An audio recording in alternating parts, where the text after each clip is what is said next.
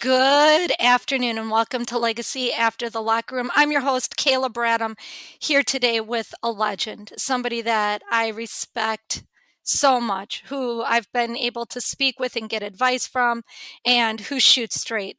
Kyle Turley, 9 years in the NFL. Welcome to Legacy After the Locker Room. Thank you for having me. It's great to be with you. I know you're going to have so much to say about some very important topics, especially when it comes to player health and athlete safety. Kyle, before we go into that, can we take a minute and talk about sports in your household as a little boy? What did that look like for you? Oh, sure. Take it back. Grew up just a normal American kid. Yeah, I grew up was born in Utah. At the time, my dad worked for cattle ranchers and farmers out in southeast Utah, and little obscure towns.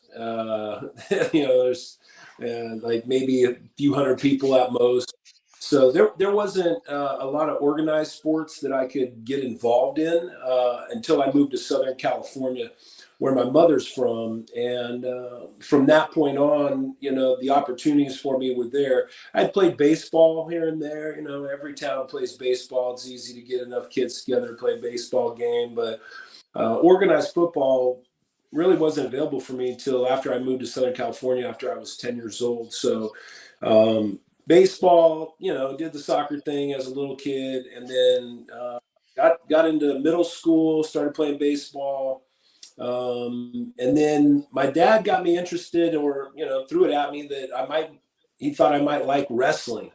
And so I got into wrestling. He introduced me to a great program that was in my hometown in Moreno Valley, California, and some just amazing men that really cared about us young men out here, and were great wrestling coaches, and I just loved it. So I just stuck with wrestling, played baseball, still with my friends in the springtime, but wrestling was my sport, and I did it, through the summers and freestyle, all then through, the seasons during high school, seventh and eighth grade, and then into high school, and all summers and everything like that. So wrestling was my sport. I didn't play football until I was a senior year in high school. Holy cow. So, Kyle, I got to tell you, just that resonates with me so much.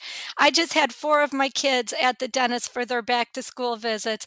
I'm putting together all of the graphics for the show. I show my 8-year-old Zeke your picture with the Saints. And I said, "Don't you think he looks like Thor?" And he looks me straight in the eyes and he goes, "Mom, I think he looks like he needs to be in the WWE. That Yeah, guy's a wrestler." And yeah. so just know the 8-year-olds agree with you, Kyle. Hey, I get it all the time, especially I'm back in the South now, so I get asked if I'm a wrestler everywhere. And do you ever say like, "Well, actually, I played 9 years in the NFL, but thanks"? I just say, I wrestled. Yeah, I've done it. But I did. I actually had the opportunity in the NFL to be a part of some skits in the WWE down in New Orleans. Then there was a couple other offshoot. ECW was this crazy wrestling league that opened up that was like all blood and guts, and there were razor wires and bats and like nails and glass. It Listen, was, I live in Milwaukee, that's how we yeah, wrestle. yeah. That's what we love. Oh yeah. I was a part of a big, huge brawl in some little obscure shed off in a little, I think Thibodaux, Louisiana, somewhere, some little poto town. It was. I had buddies that did it. It was a lot of fun. Good friend of mine, Josh Wilcox, that played with me in New Orleans. His dad's a Hall of Famer, linebacker for 49ers, University of Oregon background there. His little brother coaches, I think, in the NFL as D coordinator, Wilcox, or some major school somewhere, making millions of dollars. But Josh Wilcox, my teammate, he got into that like serious and was around all these guys. So I did actually end up get to meeting like Rob Van Dam. I'm great friends with him, and some of these other guys, that character Rhino, and these others that were around these crazy offshoot wrestling leagues that popped up. I love it, and so you go to college, you play football at San Diego State, and even though you didn't start playing football till you were a senior in high school, 9 illustrious long years in the NFL. Do you have some highlights? The whole thing, again, I shouldn't have been there. It was really just the stars aligning kind of scenario or situation, I guess, that put me down that path, and I made the most of it. You look back, you could do a lot of things different. I should have had that 15-year career if I would have made this turn or that turn a little different, but it was what it was. I should have never been there. I should have been throwing luggage at LAX for Continental Airlines with my buddies and going around and free air travel and surfing the world. That was the dream. So I decided to play this amazing sport called football, and in 4.5 short years after I decided to do that, Mike Ditka's making phone calls to my house saying, "Hey, we want you to come play in New Orleans for us. You're getting drafted right now." I'm like, mind blown. Yeah, and I think this is the perfect time. You mentioned the name Mike Ditka, and the first thing that comes to my mind is the Gridiron Greats Assistance Fund. I know that in the past you've served on their board of directors. Do you want to take just a moment and just shout out Coach Ditka and the great things that his organization is doing? Yeah, sure. Yeah, Gridiron Greats has been an unfortunate, necessary, organization to have. We've got a lot of problems in our community in football. You still face today non-guaranteed contracts. Average career lengths are still only 3.5 years. And there's guys that are on NFL rosters that are going to go broke, and it's hard for people to believe. And so it's been a real struggle, but we've managed to work at this great effort for the last 10 years plus, really trying to raise awareness for the need of assistance for our community, and also raising awareness about all these other issues that have plagued our community and how we can do better. And the Gridiron Greats has been a spearhead of change for the Players Association to the NFL itself, and continuing to give back these ideas and keeping a watch over our community for these things that we find that can help and can benefit these numbers that people just don't understand are out there with our community, and it's made a great impact. It's been a huge honor to not only play for Mike Ditka and be a part of the NFL experience as a player, for a legendary coach and player himself, and a mentor, but off the field, and be a part of that experience of the true meaning of family and what that does mean to certain of us that played this game. It transcends on the field to off the field. Yeah, and so speaking of off the field, the first time that I actually got to speak with you in person and just let you know how much I respect what you've done, not only for the brotherhood of the NFL, but also for regular people like me who've had 8 concussions. And what you're doing to advocate for that space was actually last year at the Super Bowl in LA. You were playing for Mike Ditka's event. And I mean, you literally, like, no pun intended, you rocked it. Do you just want to share a little bit about your passion for music and how that's Sure. helped you? Yeah, music's a huge passion of mine. It has been ever since I picked up a guitar, and just music in general just was something that was always a part of my life, more than my brothers or sisters, it seemed. And we went through all these great eras of music as I was growing up. We had those oldies. I was able to find old Eagles tapes of my mom's or records, stuff like that, and Waylon Jennings things from my dad, and just 8 tracks and all this stuff. Understanding the past, and then it just exploded when I was a kid.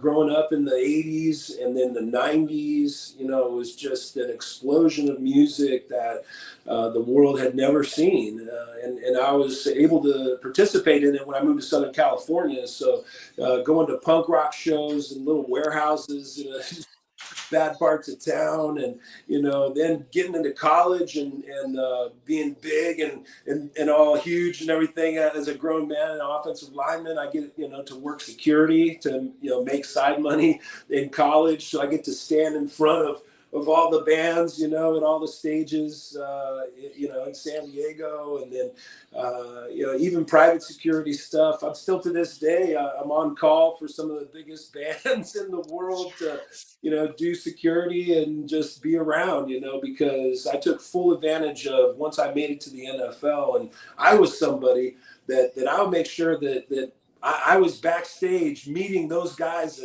and girls and people that I wanted to meet that were just amazing musicians, because music was just a huge passion of mine. And I guess there's that thing that people say where, musicians want to be athletes, athletes want to be musicians. But I think it ultimately, from being on both sides of it, it's just about the crowd. You're an entertainer. And, once you have the taste for that, and you've been on that stage and experienced, grabbing the crowd and having everybody in the palm of your hand is infectious, and it just goes across the line there, I think, with music and sports, and why there's such a great relationship there, and why I still participate in it. I can't let it go. And, I've been able to learn how to play the guitar, play the drums, and, sing and sound fairly good, so why not? I don't really have much else to offer the world outside of me. And I can go back and throw luggage at the airlines or start a sports bar or do whatever, but I just truly enjoy getting it out and trying to enlighten people and spread the word as best I can and how I know how. They want you to write a book and all these things as an athlete. I don't even read books. It's amazing to me, Kyle, because the whole point of this podcast, and I want to take a moment and thank every single person who's part of the Legacy After the Locker Room community for their support, and for the way everybody sort of locks arms around one central theme, and that's living your legacy, creating hope and possibility, being the person you were created to be. Kyle, it's one of the things that I admire truly most about you is that it seems to me that you're so comfortable saying, this needs to be called out, or I feel like I'm compelled to help this group of people, or I'm just comfortable in my own skin saying, this is bullcrap, or this has to be spoken about. I love that about you. I respect you for that.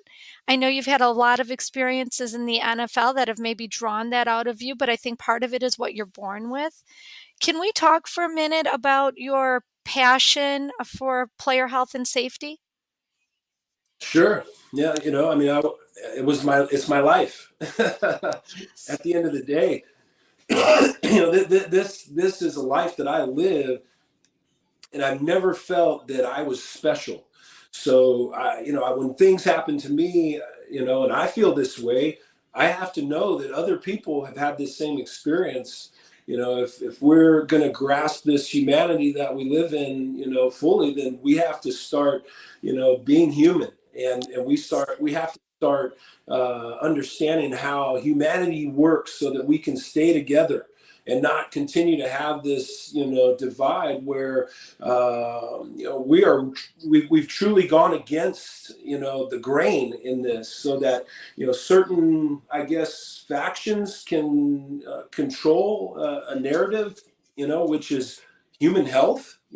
At the end of the day, I've had my knee blown out. I've had the back injury, the shoulder, the, fingers, the toes. I mean, my first experience with, unbelievable, pain and everything was, being stuck under a pile, and my big toe just gets peeled back with all this weight compressing on it. There's nothing I can do. And it just gets peeled back and just dislocated, like my whole shoe swelled up on the sideline, the size of a watermelon. I had to cut it off with scissors. and then I'm getting needles poked in it and cortisone shots and let's do this and yank that and let's get you out there. Here's all these pills and it just started this cycle. Then it was the knee injury dislocation and then more pills, surgery, and all these other things. Then into the NFL. It really started to ramp up. Obviously, the speed of the game, the size of the game, everything. But there was one thing with me that really, truly that I speak about the most, and that is the brain that started to affect me in my rookie year. And I started to experience these episodes of vertigo, and they started to become frequent. And they were during the season, every now and then in the off season, but they were only really during the season that these things would occur. During my career, they ramped up over and over. To where at the end of my career, part of me walking away from football was that, in anybody's case, you don't walk away, you're limping away. But in my case, I was also in fear of going into vertigo spins when I would go out onto the field. I couldn't hit myself in the face anymore. Anybody would come by and do the old head slap thing, like, let's go. I'd be like, oh my gosh, I'm going dizzy now. I can't. This brain thing was something that I truly didn't understand until, post-football career of, the multitude of other orthopedic injuries, put me out to where, because I couldn't go. It wasn't the brain. I'd have beat my brain to death for another 10 years. It was the orthopedic that, ultimately ends any football career. And shortly after that, I find myself in an emergency room because I've, now starting to pass out in places just randomly, vertigo on the driving my car on the road, like scary, scary stuff. And then, after that injury, from all those others where they're just doling out all these pills, they then start doling out these psych meds that were just a nightmare and truly, put me on this path, which I'm grateful for now. But it was just completely unnecessary. And so I fight hard for things because there's nothing I hate more than bullies. And my entire life it has been about that, is standing up to these bullies, these people who would care to choose to sacrifice people, for one another or some other benefit, and make people expendable for a agenda or what have you, really started to wear on me because I started to see behind the curtain. And I started to see that this was an internal problem. This was a problem that was continuing to exist because it wanted to exist internally for these people. And I think in the context of our society in general, I hope that we're coming out of that because the people have had enough and we've been lied to. I could have avoided so many things that detoured me from that 15-year NFL career that I should have had going into the Hall of Fame. And even still at 6 years, what I was able to accomplish, so that's why, I am so passionate about it because I have a young son and I also coach all these kids out here, and I want them to have a better opportunity than I have. And that I think that's just important. What have you done with your legacy to improve the future? Because if I wouldn't have done what I did and stepped up to help what Mike Ditka and those guys and Jerry Kramer and all those guys were doing to get this word out here that these things were happening, we would still be where we were.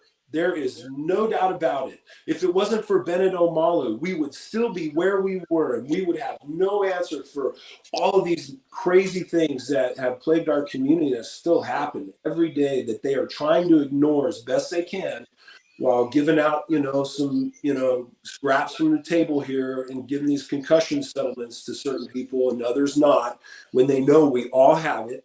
We should be proactive in this thing and not reactive. I mean, it's something I've been very passionate about because I've seen by voicing my passion, it's helped others and it helps, others to voice their passion as well. Yeah, so Kyle, there's so many things about what you just said, and you did a great job expressing it. Sports Philanthropy Network, we were blessed to be invited by the NFL to come down to the owner meetings at the Breakers a couple of months ago. And listening to Roger Goodell and the committees talk about player health and safety, it sounds good. We know that the NFL is a $17 billion business.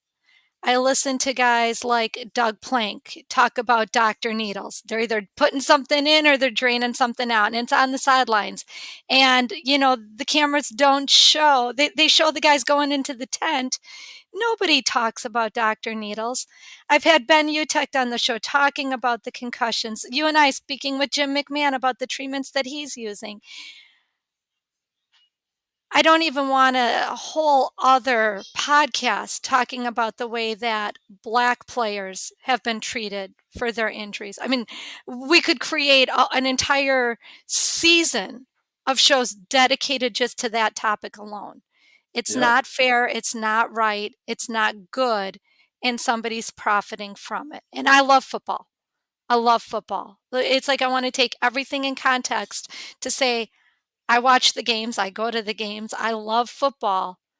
It's still a 17 billion, big boy billion, as Don Davis would say, dollar business, and we need to treat it as a business. It's entertainment. Yeah.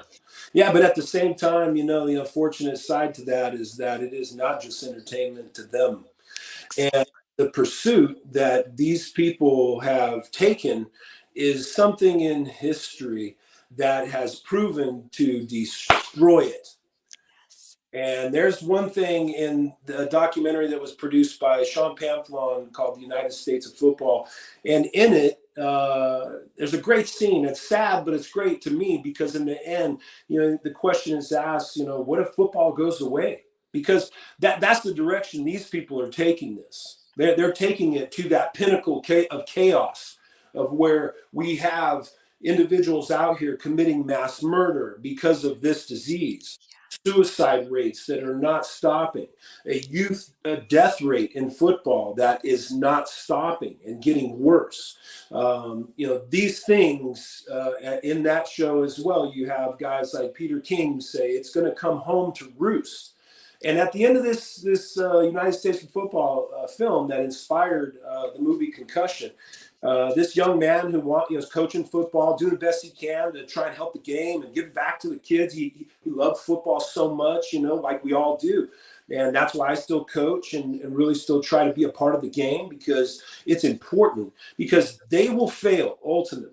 And we as the people will be able to take it back. This is our game. This is what men came up with. People came up with this game because we wanted to have fun.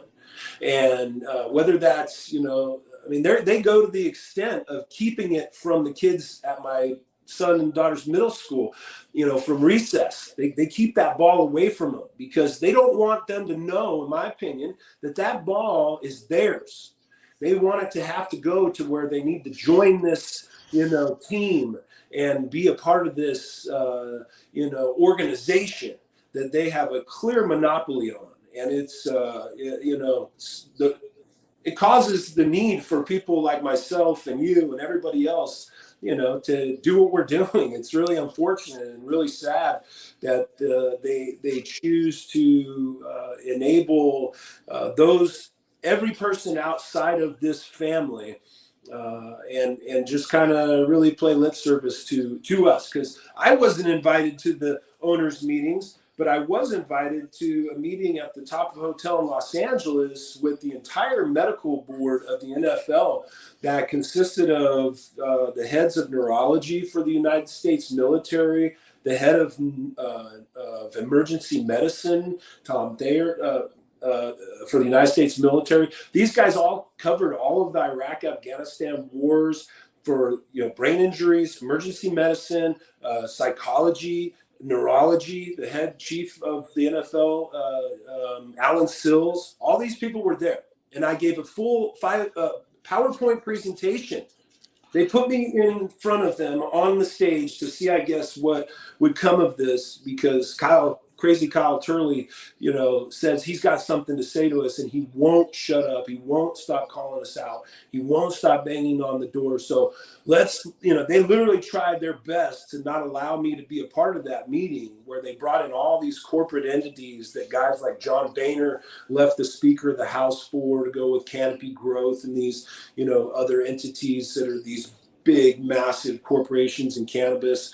And they brought me there because I don't know why, but they let me speak last. And every one of them thanked me for what I said, and said they knew what I said was true and it would just take time. And right after that meeting, they put out the press release that they would stop suspending players for marijuana, which was, great victory and all. But right after that meeting as well, they have refused to respond and return any emails or phone calls from me after they shook my hand like a man or whatever they are, and told me that they would, are excited about this and where this could possibly go because of how much opportunity it has in protecting this brain. They don't want that, it seems. So, Kyle, 6 words: can't stop, won't stop, don't stop. If How. if it's okay with you, I just want to take a quick moment to thank our sponsor, and then I want to ask you, whenever there's a problem, I'm going to ask for a solution.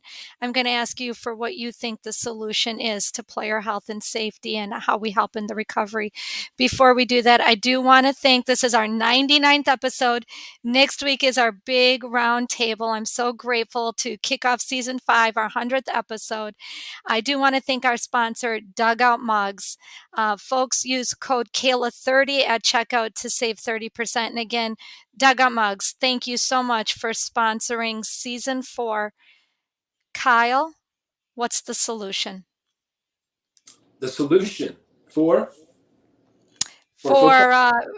I don't know if we can come up Cannabis. with the solution, but that's what I was gonna say. For players who have literally lost their health, lost a lot of their functionality mentally, physically, and spiritually.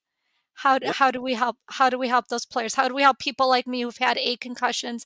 I've already donated my brain to science when I die, because we can't diagnose CTE in living people. I've I lost think, a lot of my function in speech, the yeah. seizures, the things you talk about. I'm right there with you, Well, and I'm a girl. yeah. I think there's actually 2 parts to this because of what you said there at the end, and that you can't diagnose a person with CTE with a living brain. And the actual answer to that is yes, they can, and they are keeping that truth from the NFL players and college football players, period. Because I was a part of a study that I flew back to Boston for 10 years ago that was published in the National Institute of Health's website, and it is there. And it was a dye called F18 that they injected into me, and I think 10 or 12 other NFL football players that were willing participants in this study that Massachusetts General Hospital was a part of. And their doctors, after telling me in the second visit that was a year apart, because they inject a serum into you that is worth, I guess, 9 years of radiation at once in your body, so that it lights up CTE, this tau protein in a living brain. And this was published. They extracted all the NFL football players' brains from it, and they published a study. I tracked it down through Chris Nowinski and Ann McKee back again, because they got me involved in it. And from them to Massachusetts General Hospital to those doctors and that study, they continue to refuse to give me my documents of my brain scan and or anybody else that was a part of it, while they went and printed a study that's on the National Institute of Health's website right now.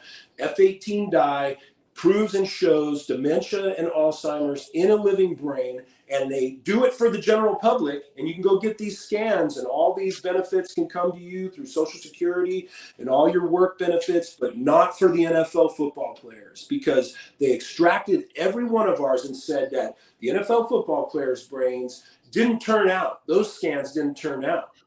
But everybody else, almost over 100 people in this study's brains got added to it and published in the National Institute of Health. And they told me straight to my face that, Kyle, everybody that has had a history of traumatic brain injury has CTE. They have this tau protein built up at that moment from the 17-year-olds to the 89-year-olds that were part of this study, and every football player in it. When I asked them to their face, so you've told me that starts at the age of 65, apparently, in the study, naturally. What age is my brain? And they go, oh, let's close the book. Oh, it's time to go to lunch. Sorry, see ya. And then after that second visit, bye-bye. And I can't get my brain scans. The NFL's sitting on my brain scans that they refused to give me because they gave them $30 million to control the study. And they got published in Massachusetts. So there's that. And then the answer to it all, ultimately, as I told the NFL, which is why they don't want me at their meetings and they don't want me to talk to their players, is that I'm trying to expose that the number one regulatory system in the human body is the endogenous cannabinoid system. It is in the center of every person and every mammal, in the center of our brains. It is our Christ, and it is ours to understand and operate our entire body off of the endogenous cannabinoid system. Everything else falls. It is number one. And so if we are truly to find the answers, you must start at the beginning. And that is why in Roe v. Wade and all these things, it gets distracted into these contexts of, oh, it's about my rights, this, that, and the other. But they've lost, what did they say? 14 weeks. 14 weeks. Why 14 weeks? At 14 weeks, the endogenous cannabinoid system develops and is considered the inception of life because it forms in the center of our brains, and then from everything else it ignites, and all of our development, skin and body tissue come from there. Yeah, and that's what they're keeping from us. So it's important that people start from the beginning and understand that there is no Vicodin system, Depakote or Zoloft system, or any of these things.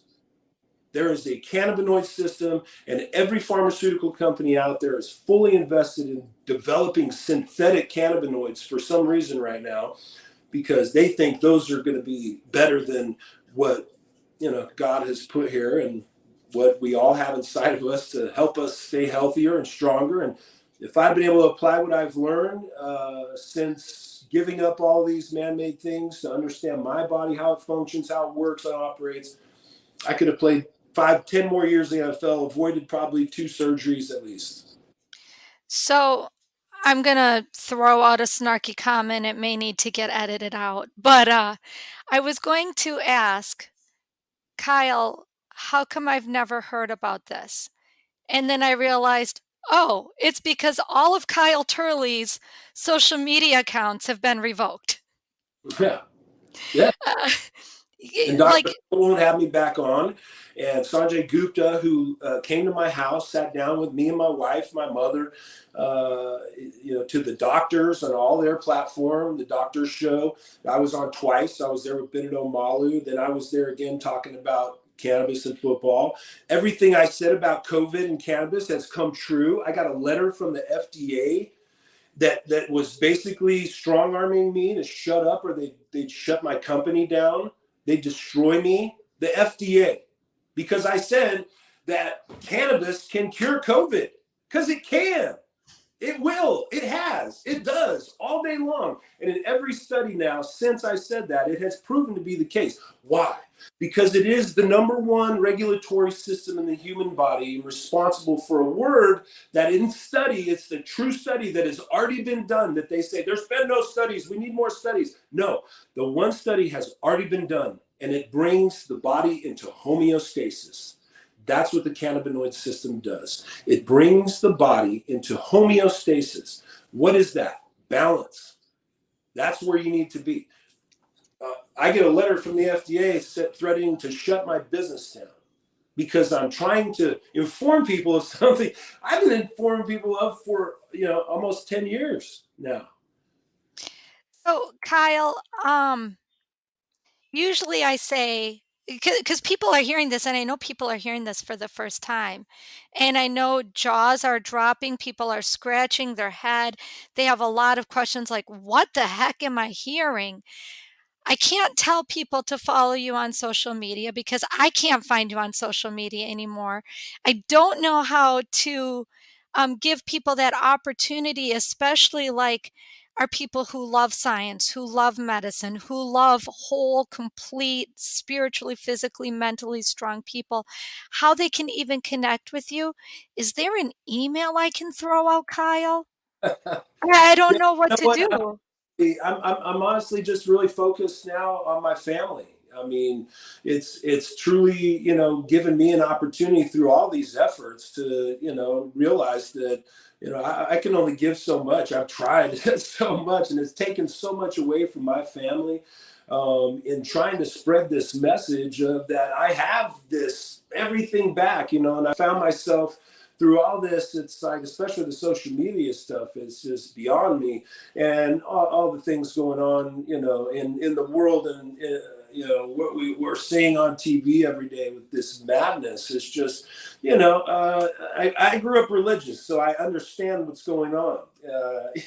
I didn't have to join any secret club to get it. I was raised from day one, understanding what's going on in this world. And as an adult now, I just find it completely adolescent and trivial. So I'm just really trying to focus on, my family, my kids. I got 2 middle school kids. My daughter's just amazing. She's type 1 diabetic, and she's an amazing volleyball player, just killing it. She'd go to any school in the country, hopefully, if we still have schools in the country by the time they get out of high school. And my son's an amazing baseball pitcher, and he's, in 8th grade. So, we'll see. And he wants to play football down the road, after maybe junior, senior year, like myself. And we'll let him out there and see if football is something he likes and enjoys, because it's not a game you should be playing around with. It's a serious game with serious consequences. And I'm grateful for every minute of it, but do it all over again, because that was my sport. As soon as I played that game, obviously, I moved ahead real fast, and it didn't take anything that these people thought that it took. I was tested for steroids constantly. I was thought to have been doing all kinds of stuff to cheat the system, and I never did. And then when I got to the NFL, or later in college, but in the NFL, and they really put the gas down on all this fake crap out here that can help you, and that's when it started to go down for me. And so, I'm going to continue to do my effort in spreading that word to the, these younger players out there, but and hopefully get on great platforms like yourself, and and spread this word that way. And I've offered my services back to Fox Sports. I've called every one of those agents back and talked to all those producers. They still know me. They still know I'm out here. They know I can articulate this game as good or better than anybody they have sitting in any of those chairs. And it's just they know it comes with a price, and the price is truth. And until they want to, I guess, accept that, and people like myself in this world, we'll continue to go at it. But I still keep coming back, and they still keep running away. So, prayers, accolades, and inspiration. Number one. Again, I'm so grateful for you. I'm grateful for this word because I don't think people are hearing it, and I think they need to. Um, Also, the fact that you're focused on your family. I truly believe it's a man's greatest and most high calling. I just want to say thank you, because your kids deserve a dad who's present, and I'll just let that be that message. Kyle, I ask every guest on Legacy After the Locker Room to partner with me for my charity of choice, that's Special Olympics. Can we count on you for an autograph donation? 100%. Thank Yes. you. My Thank you. high school football coach was a special ed teacher, and I was his teacher's assistant. And my job in the classroom was to help out, but uh, every now and then when people were around, but he wanted me over there filling out all the forms, to get into college. And I was filling out, just sitting in the corner of his class, and all these special ed kids, I just got to know them all and love them all, and truly have a passion for their spirit and what's truly inside of them. If we could all expose that and live the way they do, then we'd be in a pretty good situation. So I'm full support. Thank you so much for allowing me to be a part of that. Thank you, Kyle. In closing, I'm sure there were questions that I should have asked you that I didn't, or opportunities that I didn't give you to touch on. I want to just, in closing, give you a moment to thank the people that you need to thank. Shout out your business because I definitely want to support that, and just your closing words of wisdom. Sure, thank you. Yeah, we're the Gridiron Greats. We talked about that. Karen Wright and all them out there. Shannon Jordan was original. That was really got this thing where it's going. And then Shannon went to the Raiders. I don't know where Karen's going next. Maybe she'll go the Cowboys or something. I don't know. Hopefully she'll get a big NFL job. Maybe they'll keep her in Chicago with the Bears. I don't know. That's where these positions lead to, but just because those great people do so much for this community, and they're needed. And so hope Karen gets another big gig somewhere.